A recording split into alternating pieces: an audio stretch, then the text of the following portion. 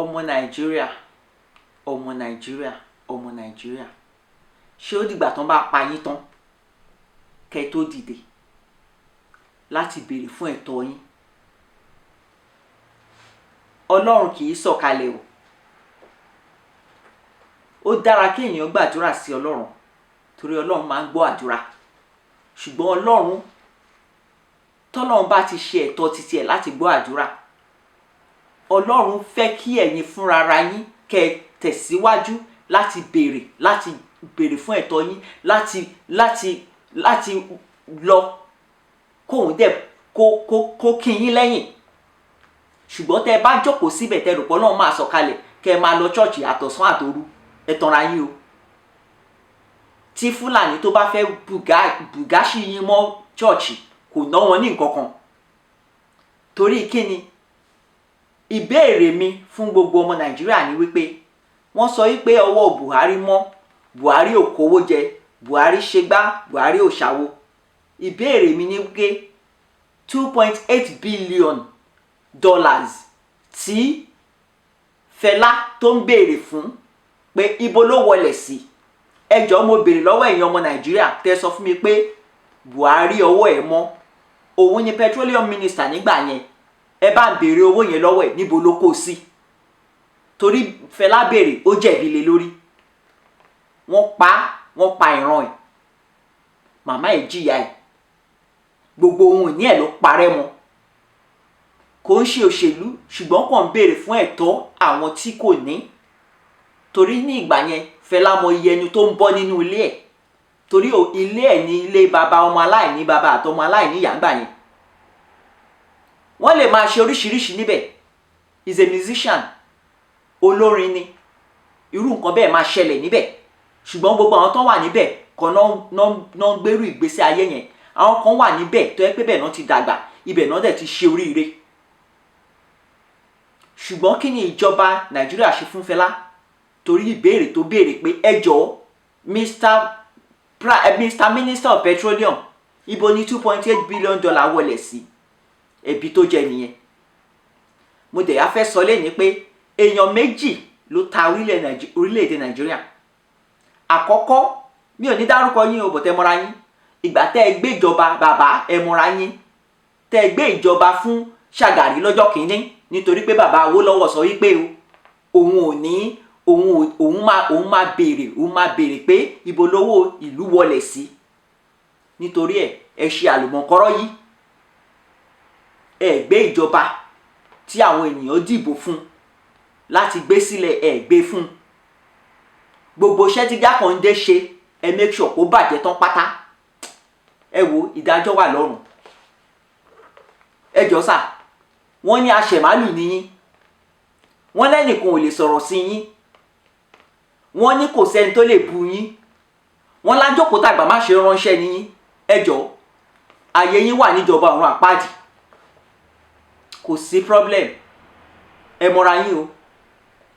mo tún wá fẹ́ béèrè, wọ́n ní pé Buhari ò kówó jẹ, ọwọ́ ẹ̀ mọ́.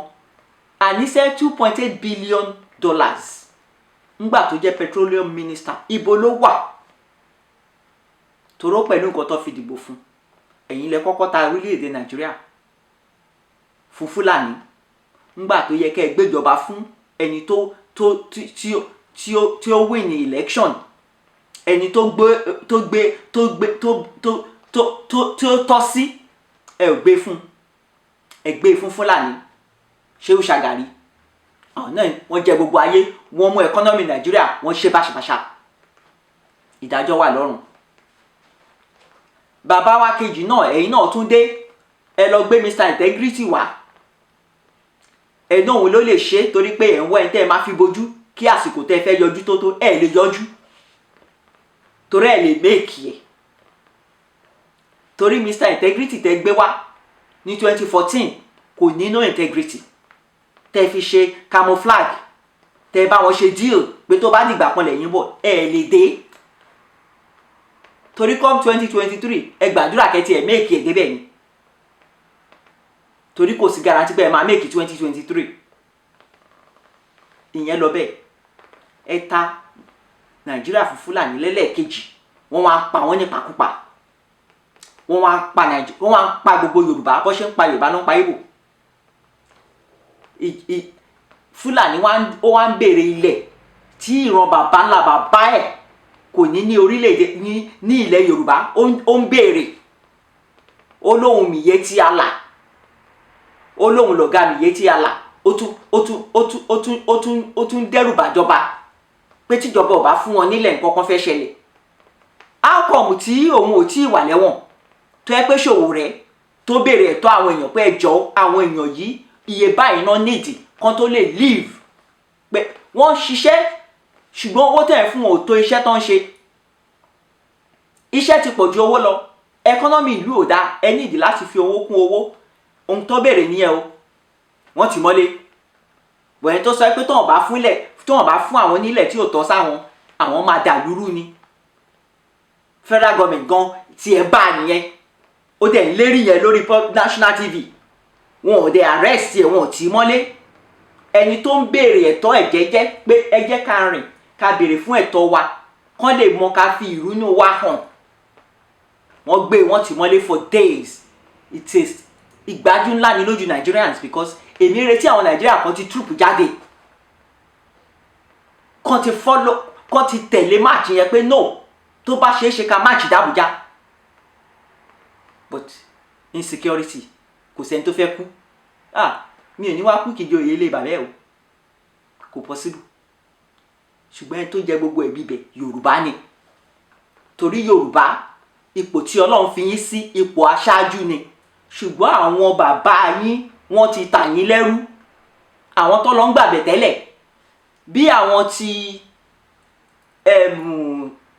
kí ló ń pè wọ́n, àwọn tí òṣèlú wọ́n ṣe ń gbàbẹ̀ tẹ́lẹ̀ ní àwọn tí ẹlẹ́sìn mùsùlùmí àwọn náà ń gba titi wọn, ẹlẹ́sìn kìrìsìtẹ́nì àwọn náà ń gba titi wọn, àwọn ẹlẹ́sìn ìbílẹ̀ náà gbogbo wọn ló ń gbàbẹ̀ tẹ́lẹ̀.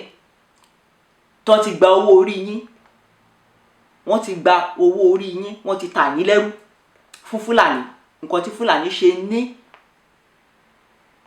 ní ìgboyà láti wá sí gbogbo ibi tí Nàìjíríà cover láti máa béèrè ẹ̀tọ́ tí ò ṣe títí wọn nìyẹn. Is a big slap on all of you. Ìwọ̀sí ńlá ni ipe àwọn Fúlàní wọ́n ń pa èèyàn ní ilẹ̀ Yorùbá bí ẹni tó ń pa ẹran. Títí ò ṣe é rìn, àárín ìlú ò ṣe é rìn, wọ́n wọ inú ìlú lọ. Ta ló fún wọn láṣẹ? Agbára wo ni wọ́n ní? Yorùbá níbo ni gbogbo àwọn nǹkan tó tẹ́ jogún lọ́wọ́ bàbá yín wà? Ṣé wọn ò ṣiṣẹ́ mọ́ ni àbọ̀ tí wọ́n ti kí ló ń ṣẹlẹ̀? Àwọn èèyàn tẹ́ máa wọ́n ilẹ̀ fún ilẹ̀ tó ń gbọ́dọ̀ tẹ̀. Gbogbo àwọn babaláwo yìí bó ló ń jókòó sí? Gbogbo wọn ti gba àbẹ̀tẹ́lẹ̀, wọ́n ti jẹun yó. Tó wọ́n ti gba kọ́ńtrákìtì, so wọ́n ti yó wọn kí àmọ́. Ẹ wo Yorùbá, àánú yín ò ṣe mí o. Tí ẹ ò bá tètè dìde kẹ́ ẹ pé ọ̀dọ̀ àti òfin inú yín papọ̀, kẹ́ ẹ fi ìmọ̀ yín ṣe ọ̀kan kán tó bà Nàìjíríà jẹ́ mọ́ yín lórí. Gbogbo àwọn bàbá tó yẹ ká bá nípò àgbà, wọ́n di ẹni yẹpẹrẹ, wọn ò lẹ́nu àti sọ̀rọ̀ mọ́ tó rántí gbàgbé tẹ́lẹ̀. Gbogbo àwọn olórí ìjọ, àwọn so-called GOs tó yẹ kọ́ àti tó lọ fi èèyàn dógò sí Aso Rock. Ẹni tó fi dógò sí Aso Rock, gbogbo ìyà tó ń jẹ ń bẹ̀ kò lè sọ̀rọ̀ tó ti gbowó orí ẹ̀. Ó ti gbowó orí gbogbo Nàìjíríà. Torí tí àgbàlagbà bá ti jẹ dòdò, ẹni ò lè sọ òdodo mọ́. Torí gbogbo nǹkan tó ń rò ní pé wọ́n ṣe máa jẹ gbogbo orílẹ̀-èdè Nàìjíríà máyé. Torí nǹkan tó need tó ti torí ẹ̀ ń ta Nàìjíríà. Gbogbo àbẹ̀tẹ́lẹ̀ tó lọ ń gbà lọ́wọ́ Buhari kí Buhari tó dẹni àná. Ìjọba ti change látọwọ́ Buhari gan ò lẹ́nu bẹ̀ torí Buhari gan kọ́ ló wà ń bẹ̀. Ẹni tán bá ṣe díìlì ò sí ń bẹ̀ mọ́, so àwọn gan ò lẹ́nu bẹ̀, àwọn gan tí ó ti bọ́ lọ́wọ́ wọn. gbogbo ẹni tó ń lérí ibi fún 2023 ọlọ́run gan retí yín. Ìyẹn ètò máa débẹ̀ nù yín torí mi ò ní débẹ̀, kò lè méèkì ẹ̀ débẹ̀. Ètò bá dẹ̀ méèkì ẹ̀ débẹ̀ á wà ní ilé, á máa béèrè kí ló ń ṣe ń tà ní. Ọlọ́run retí ẹ̀ níwọ̀n. Ẹ máa lérí 2023 ẹ lè méèkì ẹ̀ débẹ̀. Gbogbo ẹni tó rò wípé o 2023 ìgbà yẹn Nàìjíríà ò lè rí bó ṣe ń rí lọ yìí o, kò possible o. Nàìjíríà ò ní rí báyìí lọ, á yà yín lẹ́nu torí Ọlọ́run gan ní determination fún yín pé yes ẹ bá àwọn Ọlọ́run bẹ̀ and you will see. Because ẹ̀yin gbogbo ẹ̀yin tẹ́ ti ń lérí pé 2023 yẹn o ẹ̀yin lẹ máa gbàjọba o, ẹ̀yin lẹ wà níjọba o, kò lè rí bẹ́ẹ̀ torí mi inú yín ò lè make it the 2023. Ìtò bá dẹ̀ make it kò ní lálàáfíà 2023 àyàfi tẹ́ bá jẹ́ kí àwọn tí wọ́n lè tún Nàìjíríà ṣe kán bọ́ síbẹ̀ torí àwọn èèyàn wà tán lè tún Nàìjíríà ṣe. Àwọn generation wà tí wọ́n ní tán lọ́pọlọ, kò ń ṣe ẹ̀yin tí ọpọlọ yín ti sùn àbí ẹ̀yin tí ọpọlọ yín tó jẹ́ pé ẹ̀yin tó jẹ́ pé ó yẹ kó fi yín sí geriatric home tẹ́wàá lẹ fẹ́ máa rúùlù. Àwọn ilẹ̀ fẹ́ rù, ayé ti lájú gbogbo yẹn lọ. Gbogbo ẹ̀yin bàbá yẹn lọ jókòó, ẹ lọ jókòó because tẹ́ ẹ bá lọ jókòó ikú yín máa fast gan. You better leave Nigeria to young people that will take Nigeria forward. Tó máa gbé Nigeria lọ síbi tó ga, tó lọ máa ràn wọ́n lọ́wọ́. Kẹ́ ẹ lọ fìdí jókòó síbi kan, wọ́n ní bí gẹrẹjẹ la máa ń bá àgbàlagbà, èyí ti dàgbàrà nù. Tẹ́ ẹ bá ti mú, tẹ́ ẹ bá rẹ́ni sọ fún yín. Ìjẹkújẹ yín ó ti mú àgbàlagbà dọ̀bálẹ̀ fún ọmọ kékeré. Nǹkan tó ṣẹlẹ̀ ní Yorùbá land nìyẹn. Torí ká ní àwọn ọba, àwọn also called GOs, also called obas, wọn ò gbà bẹ̀tẹ́lẹ̀ lọ́wọ́ Fúlàní. Ṣé Fúlàní máa ní ó máa ní ìgboyà láti wá sí ilẹ̀ Yorùbá? Wọn ò ní. But torí pé àwọn aṣáájú Yorùbá wọ́n ti gba àbẹ̀tẹ́lẹ̀, wọ́n ti jẹ níbi tí kò yẹ, wọ́n ti jókòó jẹ níbi tí kò yẹ kán ti bá wọn ò lè sọ̀rọ̀. Kò tí ì pẹ́jù o torí aláàánú lọ́lọ́run. Ọlọ́run dẹ̀ ní ètò fún orílẹ̀-èdè Nàìjíríà. Nǹkan tí èmi fẹ́ sọ fún gbogbo Nàìjíríà ni pé ẹni tó máa tú Nàìjíríà, ẹni tó máa pín Nàìjíríà kò tí ì sí.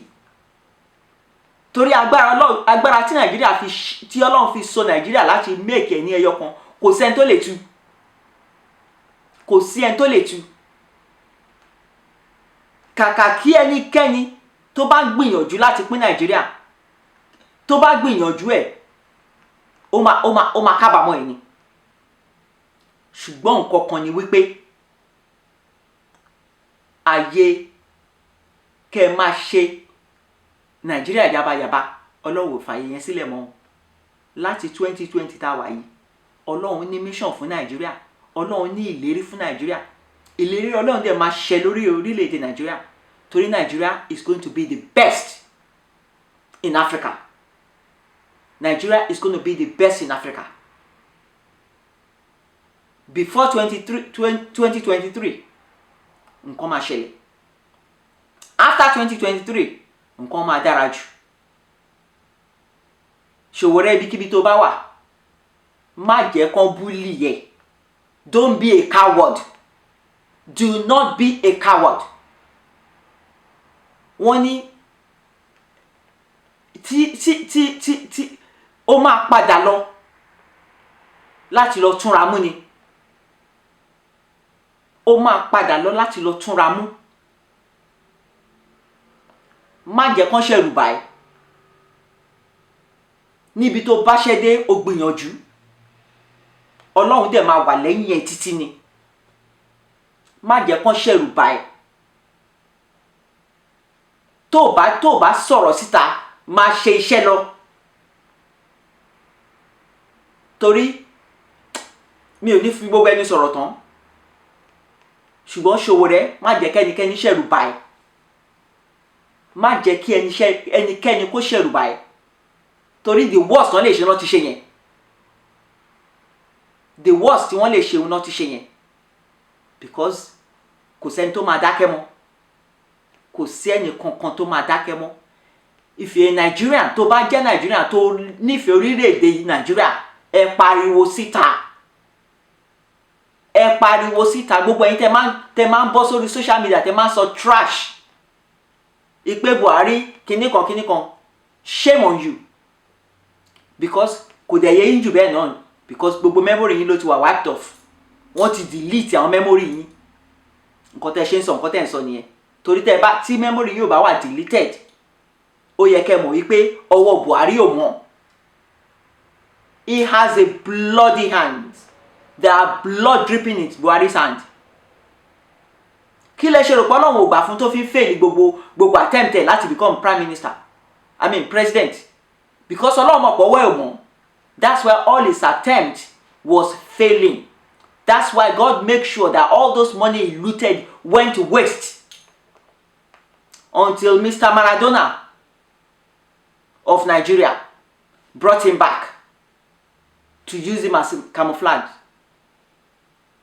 Listen, people that are not saying 2023 that they're going to be president, forget it.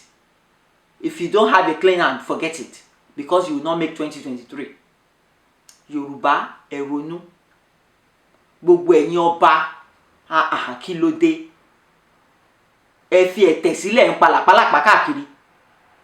Ẹ ti ẹ ronú. Wọ́n ń gbé ọba nínú ìlú. Shame on Yorùbá. Wọ́n ń gbé odindi ọba láàfin. In fact, ìyẹn lágbára. Ẹ̀yin lọ́balọ́ba dẹ̀ jókòó ẹ̀ ń jẹ party from A to Z. Gbogbo ìgbésí ayé yín ṣá fẹ́fẹ́rítì àti party ni. Ó dìgbà tó bá gbé gbogbo yín tán. Ṣé ẹnìkan ọba kan lọ́sì gbé?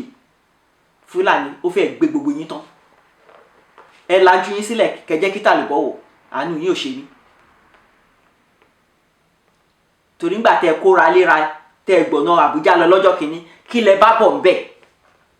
No, ṣé ó stop àwọn ṣé ó dẹ́kun àwọn Fúlàní tó ń gbé yín àbí àwọn Fúlàní tó ń pààyàn. Ní àná alánà bí ìjẹta náà tún pa ẹnìkan nínú àwọn Nollywood celebrity. Náà pa one of the team. So ibo làwọn Àmọ̀tẹ́kùn wà? Àmọ̀tẹ́kùn ẹ nídìí láti ṣe iṣẹ́ kárakára. Torí tí àwọn kan bá lè form títí wọn tọ́dẹ̀ lè get away pẹ̀lú ẹ̀, come on. Ó yẹ kẹ́yìn náà mọ̀ pé nǹkan tó tọ́ sí A ní Nàìjíríà òun náà ló tọ́ sí B. Àwọn cabal tán wà ní Aso Rock, ó yẹ kẹ́ jẹ́ kán mọ̀ yìí pé their time is up. And if there is a Senate, that is if there is Senate, which I know there is Senate in Nigeria. If the whole of the Senate cannot rise and say enough is enough, if it's in Western country, it will not happen. So what's democracy? There's no democracy in Nigeria then. If all that is happening now is happening and there is a Senate, then there shouldn't be a Senate. There shouldn't be a Senate. If the Senate cannot vote and say no, this cannot continue, then the whole world is watching you and laughing at you. Gbogbo ayé ń wòran yín. Ní àbárí yín ṣẹlẹ́yà, ó lóun ṣọdún léyà. Yorùbá ronú, Nàìjíríà, ẹ dìde, ẹ béèrè fún ẹ̀tọ́ yín.